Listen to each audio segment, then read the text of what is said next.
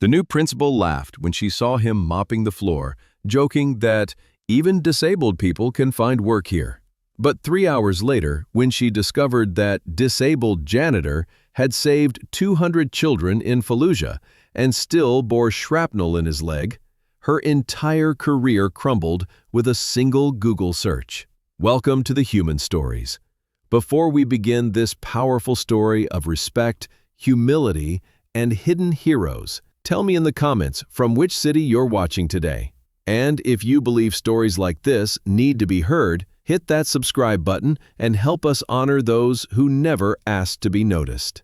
She arrived on a Monday morning with a briefcase full of efficiency reports and a head full of budget cuts. Principal Rebecca Morrison was 34, Harvard MBA, and convinced that Lincoln Elementary needed a complete overhaul. The previous principal had been too soft, the district supervisor had warned her, too much dead weight on the payroll. As she walked through the halls on her first day, clipboard in hand, Morrison made mental notes. The reading scores were below average. The facilities looked tired, and the staff, well, most of them looked like they'd been there since the building opened in 1987. That's when she saw him. He was maybe 60, moving slowly down the main hallway with a mop bucket and a pronounced limp in his left leg. His gray custodial uniform hung loose on his thin frame, and his weathered face showed the kind of lines that came from years of early mornings and late nights. He kept his head down, methodically cleaning the same stretch of linoleum he'd probably cleaned 1,000 times before. Morrison stopped walking and watched him for a moment. He moved carefully, favoring that bad leg, pausing every few steps to steady himself against the mop handle. Everything about him screamed inefficiency to her business-trained eye. She checked her roster. James Mitchell, custodial staff, hired 2018. No college education listed. Previous employment, various maintenance positions. The file was thin, suspiciously thin for someone drawing a full salary. "Excuse me," she called out, her voice echoing in the empty hallway. The man looked up slowly. His eyes were gray-blue, calm but tired. "Yes, ma'am? I'm the new principal, Rebecca Morrison." She didn't extend her hand. "I'm conducting a staff review this week. How long have you been working here?" 5 years next month," he said quietly. His voice carried a slight rasp, like someone who'd breathed too much dust or smoke. Morrison glanced at his leg, then back at his face. "And you handle all the custodial duties? The whole building?" "Yes, ma'am. Night shift mostly. Some day work when needed." She made a note on her clipboard. "I see. And the leg, is that something that affects your job performance?" For just a moment, something flickered in those gray eyes. Not anger, not defiance, something deeper. Then it was gone. "I get the job done," he said simply. Morrison smiled, the kind of smile that never reached the eyes. "I'm sure you do your best, but I have to think about efficiency, you understand. Budget constraints. The district is looking for ways to streamline operations." She paused, letting the words hang in the air like a threat. "Tell me, Mr." She glanced at her clipboard. "Mitchell, what exactly qualifies you for this position? I mean, besides," she gestured vaguely at his leg, "I suppose even disabled people can find work here, right?" The words came out with a laugh, as if she'd made a clever observation about her own generosity. She was already thinking about the conversation she'd have with HR about restructuring the custodial contract. Maybe hire a younger crew, part-time workers who could move faster and cost less. Mitchell didn't respond immediately. He just looked at her with those calm, tired eyes. Then he nodded once. "Yes, ma'am, I suppose they can." And he went back to mopping. Morrison walked away, already mentally composing the email she'd send to the district office. But she didn't notice the way every teacher who'd overheard the conversation stopped what they were doing. She didn't see the looks they exchanged, or the way Mrs. Patterson, the second-grade teacher, pulled out her phone with trembling fingers, because some people know exactly who they're looking at, even when others don't. 3 hours later, Morrison was in her office reviewing personnel files when her computer chimed with a Google alert. She'd set up automated searches for the school, looking for any news or social media mentions that might affect their reputation. This alert was different. The headline read, "Local elementary school employs Congressional Medal of Honor recipient." Morrison blinked. That couldn't be right. She clicked the link. The article was from a military blog, published just that morning.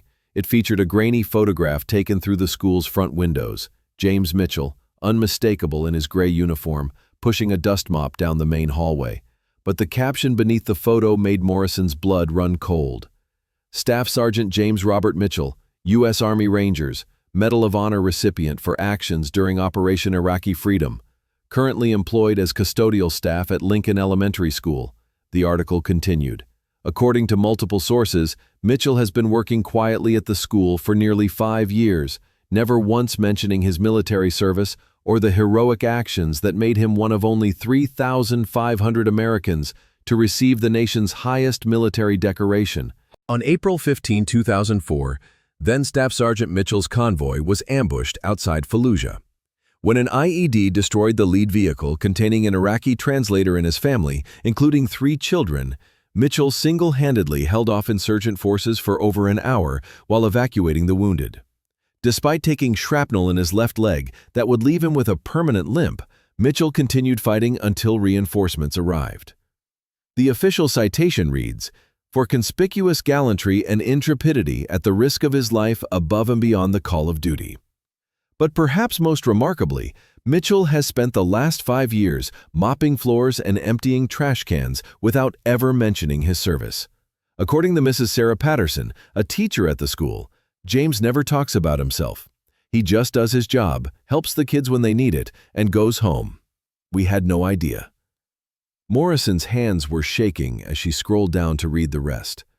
The story came to light this morning when Patterson overheard a personnel review conversation between Mitchell and the school's new principal. Disturbed by what she witnessed, Patterson contacted her brother, a veteran who recognized Mitchell's name from military history courses. "This man literally saved hundreds of lives," Patterson told our reporter. "He carries shrapnel in his leg from protecting Iraqi children, and he's been cleaning our children's school for 5 years without asking for any recognition." To hear him spoken to like that, it was heartbreaking. Morrison's office door burst open. Sandra Walsh, the district supervisor, stood in the doorway holding a printed copy of the same article. Her face was flushed, her jaw tight.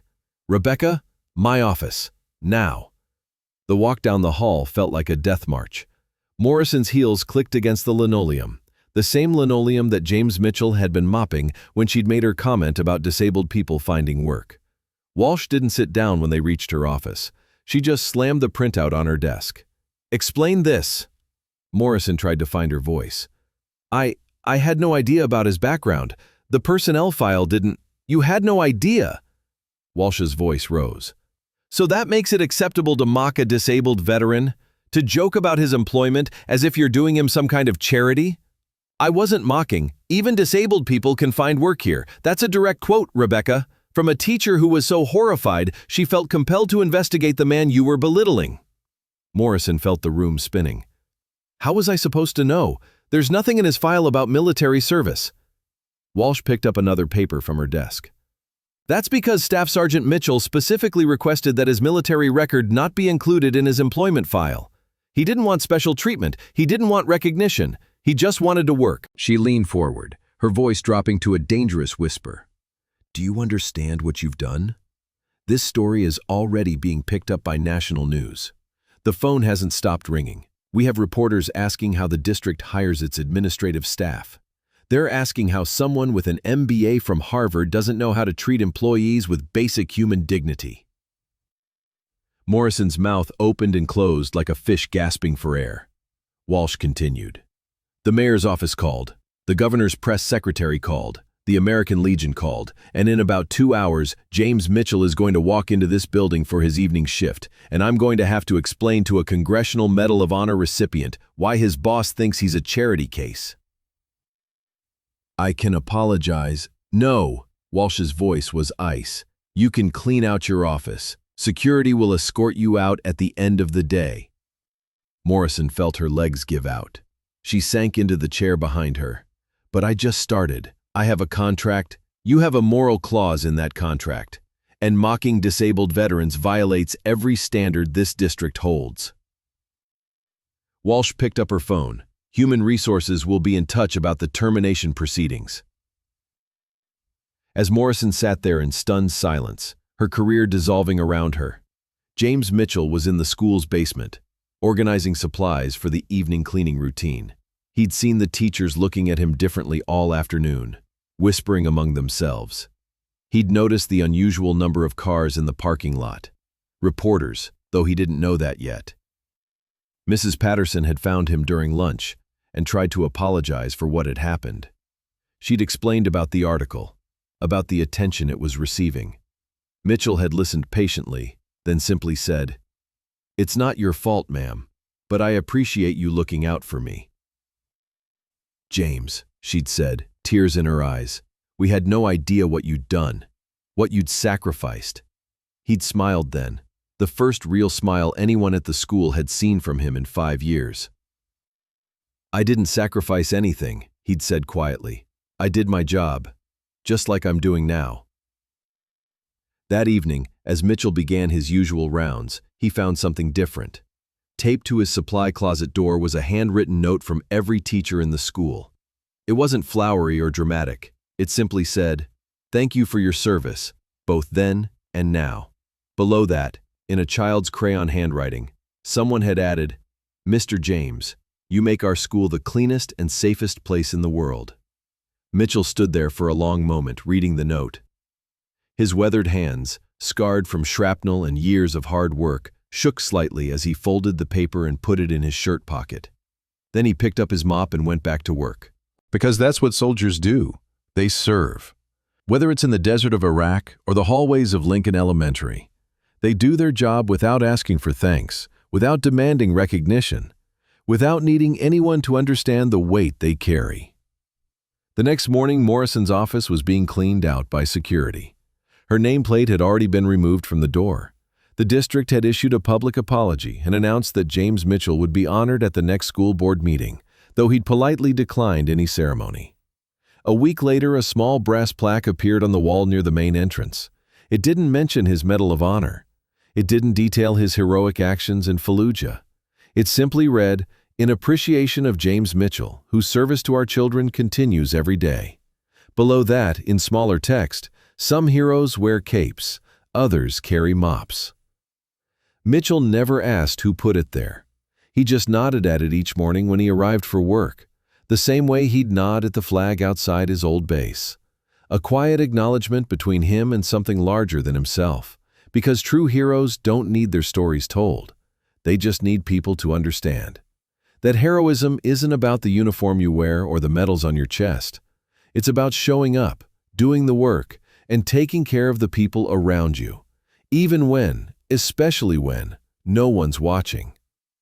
And sometimes, when someone mistakes your service for weakness, when they confuse your humility for inability, the world has a way of setting the record straight, not through anger or revenge, but through truth. The simple, powerful truth of what you've done and who you are. James Mitchell is still mopping those floors, still fixing broken desks and unclogging drains, and making sure the children of Lincoln Elementary have a clean, safe place to learn. And every morning, teachers and students alike walk a little taller when they see him, because they know they're in the presence of someone who understands what it really means to serve. Some lessons aren't taught in classrooms. Some heroes don't wear uniforms. And sometimes, the most important person in a building is the one everyone overlooks, until the day they can't. So now I ask you, have you ever met someone like James Mitchell? Someone whose quiet service went unnoticed until the day you learned who they really were? Share their story in the comments. Say their name, because here at the Human Stories, we believe that every hero deserves to be remembered. Thank you for watching. If this story moved you, subscribe to our channel and help us keep sharing the stories of those who serve in silence. We'll see you in the next one.